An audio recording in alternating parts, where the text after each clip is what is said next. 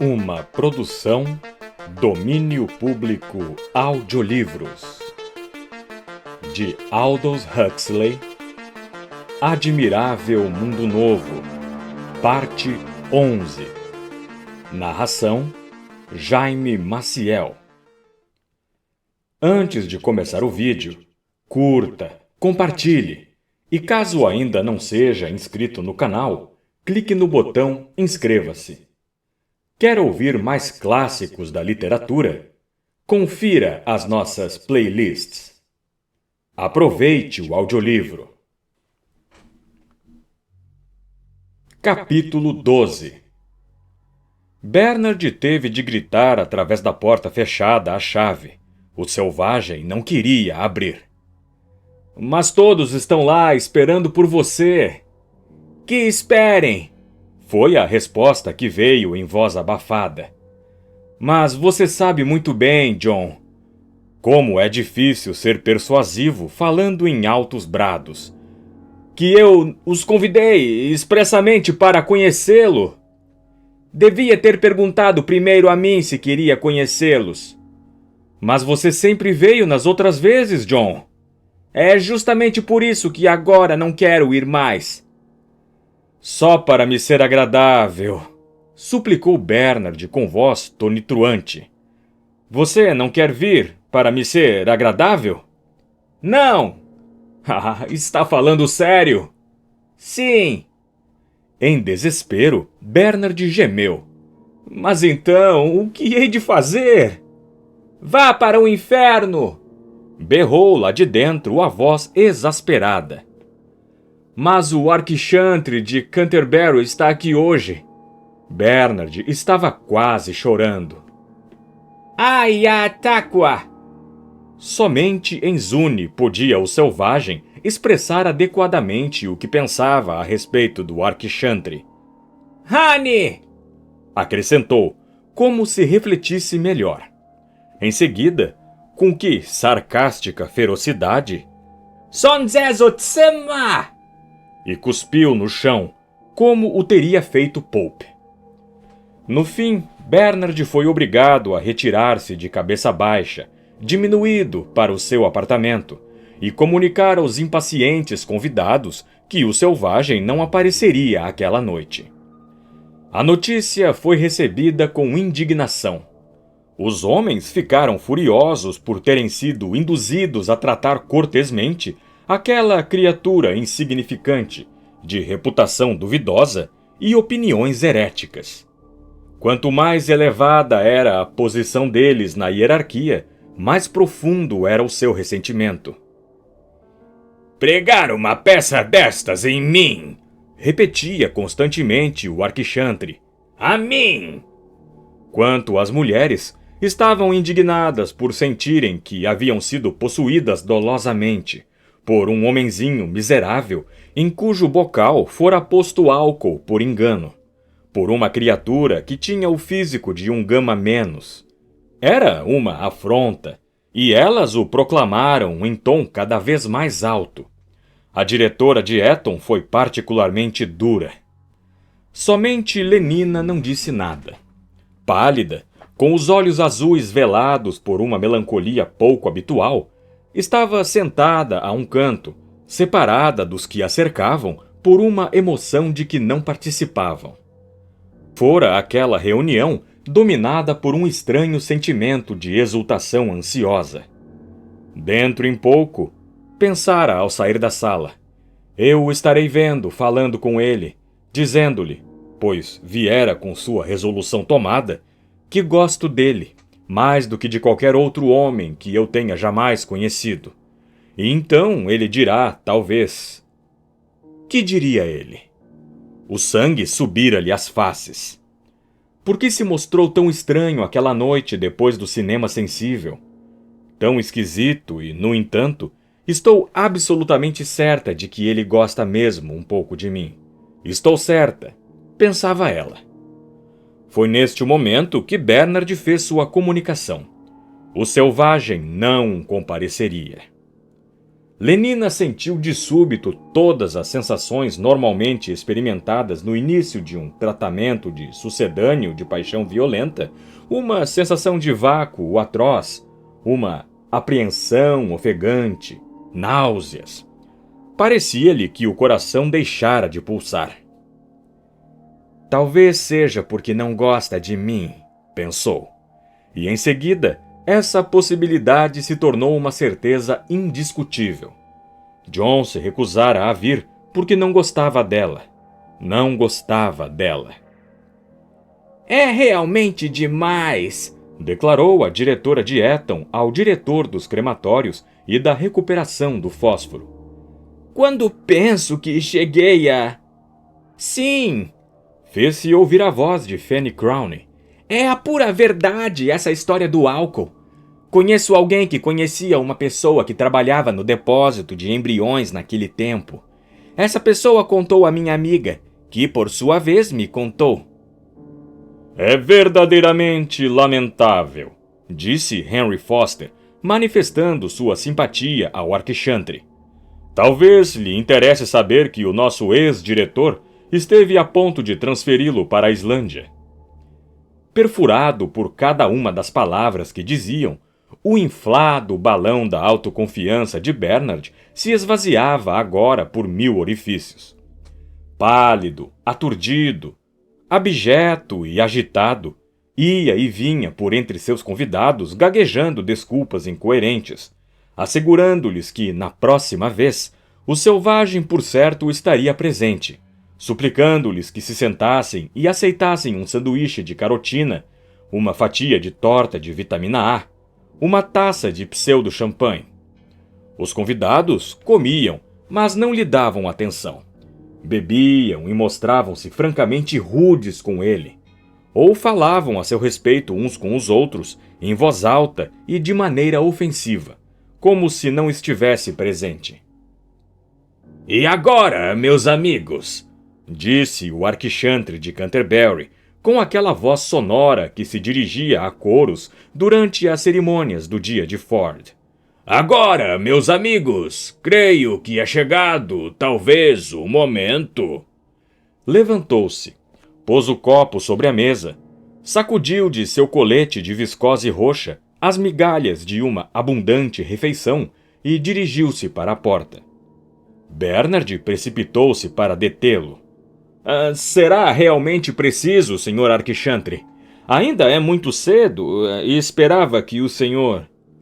Sim. O que não tinha ele esperado quando Lenina lhe dissera, em confidência, que o Arquichantre aceitaria um convite se lhe fosse enviado? Na realidade, ele é muito amável, sabe? E ela mostrara a Bernard o pequeno fecho eclair de ouro, em forma de T, que o Arquichantre lhe dera como lembrança do fim de semana que os dois haviam passado no Instituto Coral Diocesano. Estarão presentes o Arquichantre de Canterbury e o Senhor Selvagem. Bernard proclamara seu triunfo em cada um dos convites. Mas o Selvagem havia escolhido justamente essa ocasião para fechar-se no quarto, para gritar Hane, e até, por sorte Bernard não compreendia o Zone, Sons esot sena. O que deveria ter sido o momento culminante da carreira de Bernard tornara-se o momento da sua maior humilhação. Tanto que eu esperava... balbuciou ele, erguendo os olhos suplicantes e desvairados para o alto dignatário. Meu jovem amigo, disse o Arquichantre em voz alta e de solene severidade. Houve um silêncio geral. Permita-me que lhe dê um conselho. Sacudiu o dedo na direção de Bernard. Antes que seja muito tarde. Um útil e precioso conselho. O tom de sua voz tornou-se sepulcral. Corrija-se, meu jovem amigo. Corrija-se. Fez o sinal do T e virou-se. Lenina, minha cara, chamou em outro tom. Venha comigo. Obediente, mas sem sorrir, e completamente insensível à honra que se lhe fazia, sem entusiasmo, Lenina saiu da sala atrás dele. Os demais convidados retiraram-se depois de um respeitoso intervalo.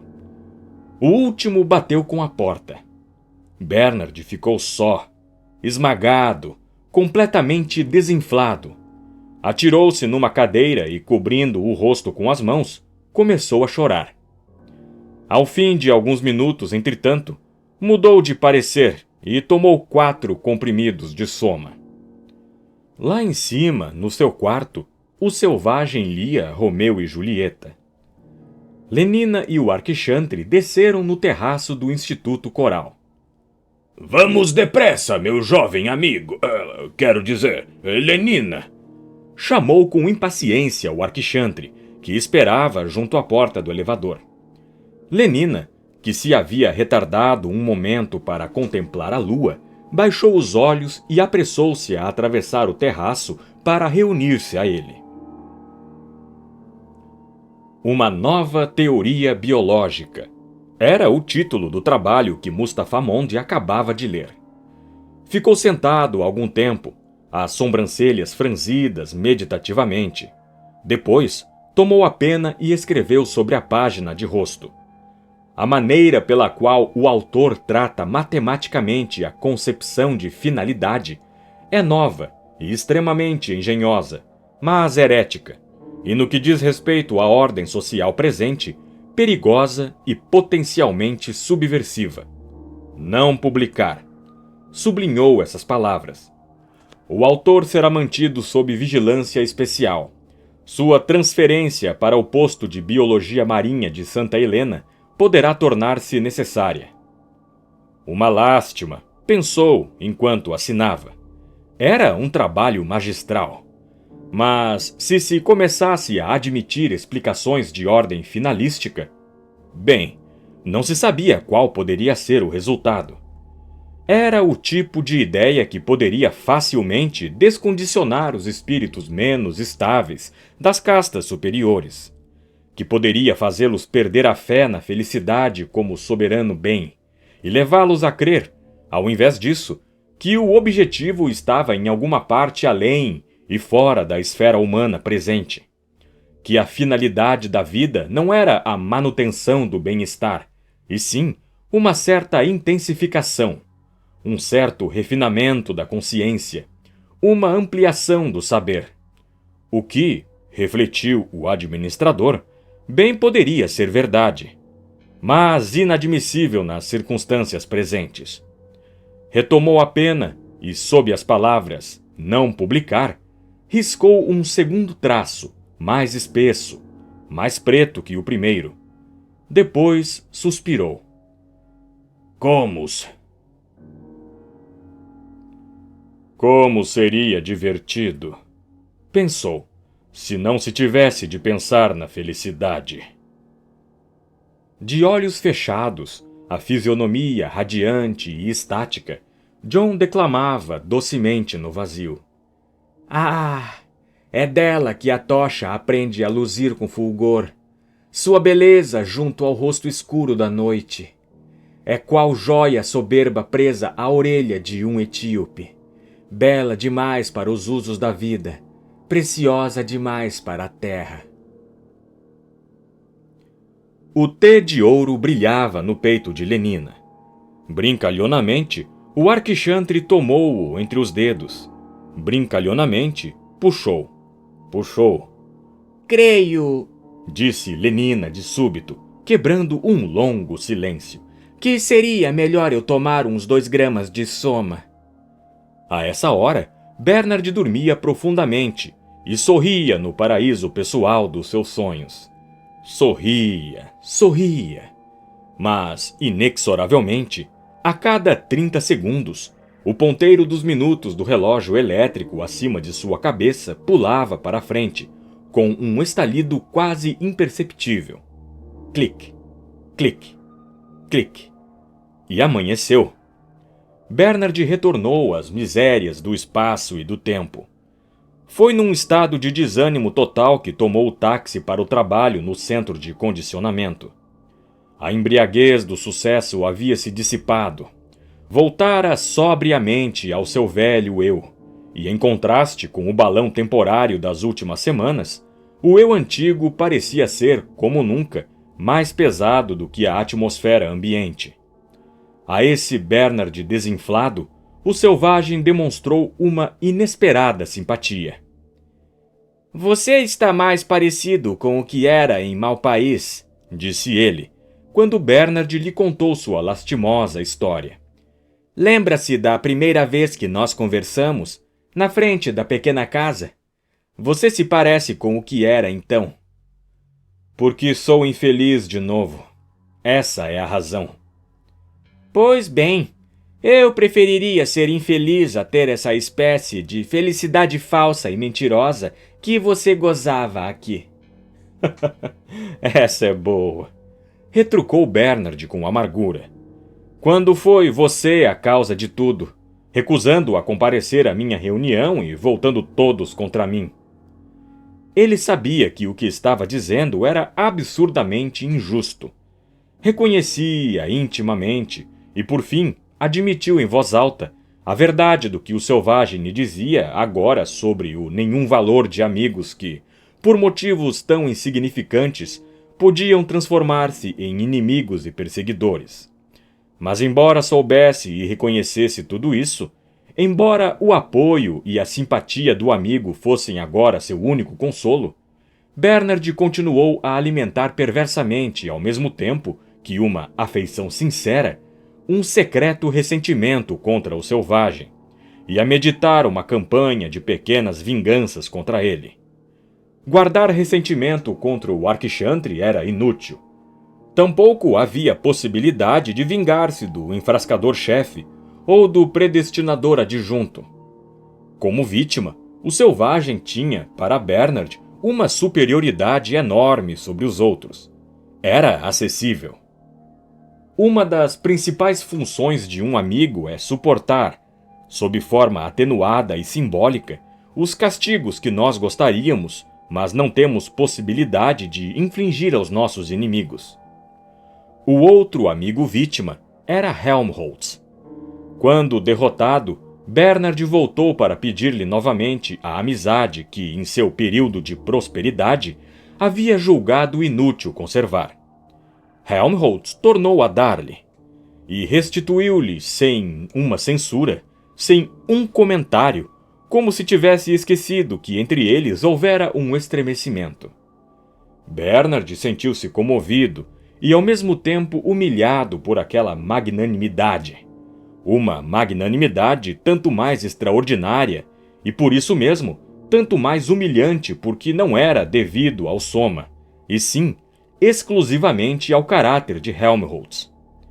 Era o Helmholtz da vida cotidiana que esquecia e perdoava, não o Helmholtz das fugas proporcionadas por meio grama de Soma. Bernard ficou devidamente agradecido. Era um grande conforto reencontrar o amigo. E também devidamente ressentido. Seria um prazer vingar-se de Helmholtz por sua generosidade. No primeiro encontro depois da separação, Bernard contou a história de suas desventuras e aceitou o consolo oferecido. Foi somente alguns dias depois que ele veio a saber com surpresa e uma pontada de vergonha que não era o único que estava em dificuldade. Helmholtz também entrara em conflito com a autoridade. Foi a propósito de uns versos, explicou. Estava dando meu curso costumeiro de engenharia emocional avançada para alunos do 3º ano. 12 conferências, das quais a 7ª trata de versos. Do emprego dos versos na propaganda moral e na publicidade, para ser exato. Sempre ilustro minhas preleções com uma porção de exemplos técnicos. Desta vez pensei em apresentar-lhes um que eu próprio acabara de escrever. Pura insensatez, é claro. Mas não pude resistir. Riu. Tinha curiosidade de ver quais seriam as reações dos alunos. Além disso, acrescentou gravemente, queria fazer um pouco de propaganda.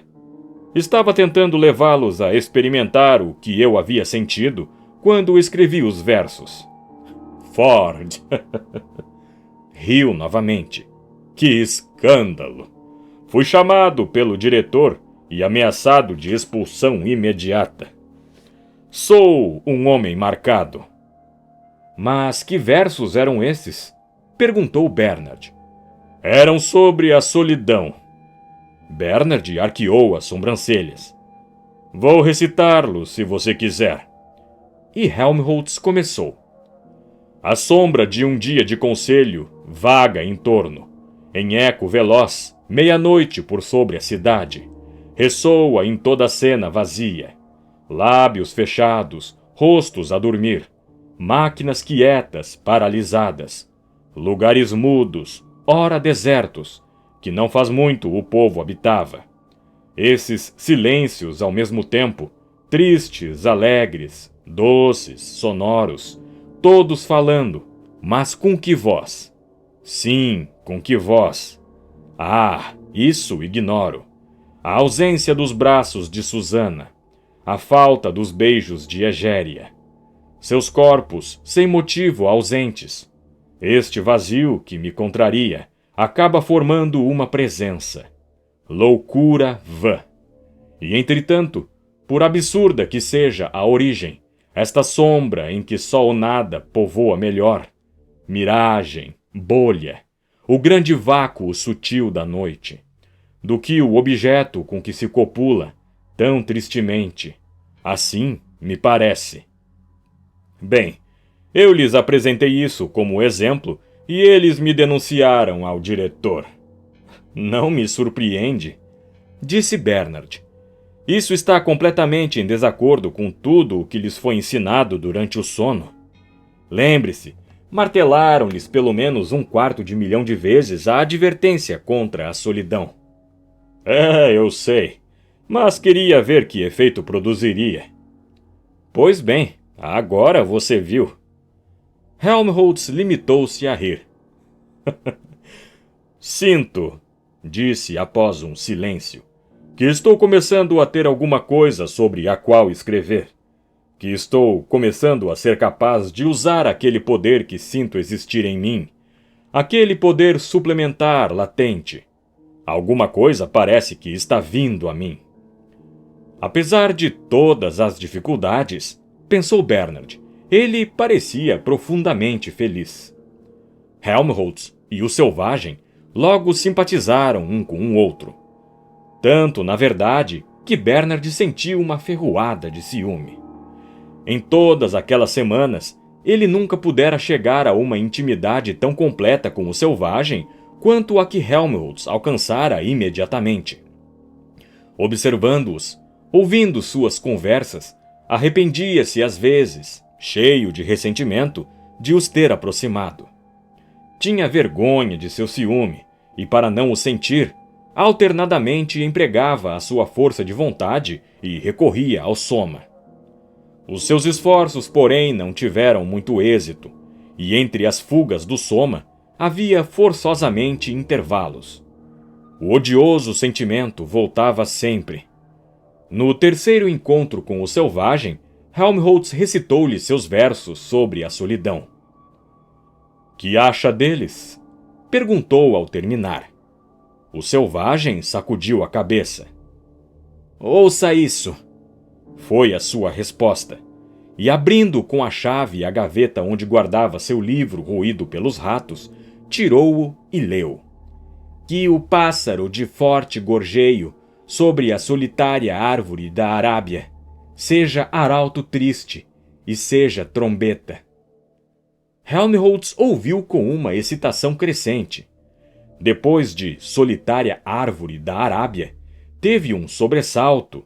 Depois de tu, mensageiro ruidoso, sorriu de súbito prazer. Depois de todo pássaro de asa tirânica, o sangue subiu-lhe às faces. Mas depois de música funérea, empalideceu e tremeu com uma emoção inteiramente nova. O selvagem continuou a ler. O sentido do ser ficou aterrado. Por esse eu não era o mesmo. Natureza única e duplo nome, que não se chamava dois nenhum, e a própria razão confusa via a divisão amalgamar-se. Orgião, espadão, disse Bernard, interrompendo a leitura com uma risada sonora e desagradável. É pura e simplesmente um cântico da cerimônia de solidariedade. Vingava-se assim dos seus dois amigos por sentirem um pelo outro mais afeição do que por ele. Durante as 2 ou 3 reuniões seguintes, repetiu com frequência esse pequeno ato de vingança. Era simples, mas extremamente eficaz, pois tanto Helmholtz como o selvagem sofriam profunda mortificação ao verem assim despedaçado e maculado um cristal poético que lhes era caro. Por fim, Helmholtz ameaçou expulsá-lo a pontapés se ousasse interrompê-los outra vez. No entanto, coisa bastante estranha, a seguinte interrupção, a mais vergonhosa de todas, partiu do próprio Helmholtz. O selvagem lia em voz alta Romeu e Julieta. Ria com paixão intensa e fremente, pois via a si mesmo no lugar de Romeu e Lenina no de Julieta. Helmholtz ouvira com interesse intrigado a cena do primeiro encontro dos dois amantes. A cena do pomar o tinha encantado por sua poesia, mas os sentimentos expressados fizeram-no sorrir. Chegar a tal estado por causa de uma mulher parecia-lhe um tanto ridículo, mas examinando os detalhes verbais um por um, que trabalho soberbo de engenharia emocional. Esse bom velho, disse, faz parecerem tolos os nossos melhores técnicos de propaganda. O selvagem teve um sorriso de triunfo e prosseguiu na leitura. Tudo foi razoavelmente bem, até o ponto em que, na última cena do terceiro ato, Capuleto e sua esposa começam a intimidar Julieta para induzi-la a desposar Paris. Helmholtz mostrara-se agitado durante toda a cena. Quando, porém, na mímica patética do selvagem, Julieta exclamou: "Não há, pois, para mim um olhar de piedade? Que do alto das nuvens veja o abismo da minha dor?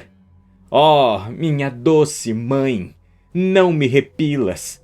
Retarda esse consórcio de 1 mês, de 1 semana. Ou senão, faz estender meu leito nupcial na capela sombria onde repousa Tybalt." Quando Julieta disse isso, Helmholtz explodiu numa gargalhada incontrolável. A mãe e o pai. Obscenidade grotesca, obrigando a filha a ser de alguém a quem não queria. E essa jovem idiota que não dizia que se daria a um outro, a quem, de momento pelo menos, preferia. No seu absurdo indecoroso, a situação era irresistivelmente cômica. Ele conseguira, com um esforço heróico, conter a pressão crescente de sua hilariedade, mas, doce mãe, no tom trêmulo de angústia com que o dissera o selvagem, e a alusão a Tybalt, estendido morto, porém manifestantemente não cremado e desperdiçando seu fósforo numa capela escura, isso foi demais para ele. Riu às gargalhadas, até lhe escorrerem as lágrimas pelas faces. Riu com um riso inextinguível, enquanto, pálido e ofendido, o selvagem o olhava por cima do livro. E depois, continuando sempre as risadas, fechou-o com indignação. Levantou-se e, com o gesto de alguém que retira suas pérolas da frente dos porcos, guardou-o na gaveta que fechou a chave. "E, no entanto", disse Helmholtz, quando, depois de recuperar suficientemente o fôlego para poder desculpar-se, conseguira acalmar o selvagem a ponto de fazê-lo ouvir suas explicações. "Eu sei perfeitamente que são necessárias situações ridículas e loucas como essas. Não se pode escrever verdadeiramente bem sobre qualquer outro assunto. Por que é que esse bom velho era um maravilhoso técnico de propaganda? Porque tinha tantas coisas insensatas e excruciantes pelas quais podia exaltar-se. É preciso estar ferido e perturbado, sem o que não se acham as expressões verdadeiramente boas, penetrantes, as frases de raio-x. Mas pais e mães..." Sacudiu a cabeça. Você não vai esperar que eu fique sério a propósito de pais e mães. E quem é que pode ficar excitado com a questão de saber se um homem vai ou não tomar uma mulher? O selvagem teve um estremecimento, mas Helmholtz, os olhos pensativamente fixos no chão, nada viu. Não, concluiu com um suspiro. Isso não serve. Precisamos de outra espécie de loucura e violência. Mas qual? Qual? Onde se poderá encontrar? Calou-se. Depois, abanando a cabeça, não sei, disse por fim. Não sei. Fim da 11ª parte.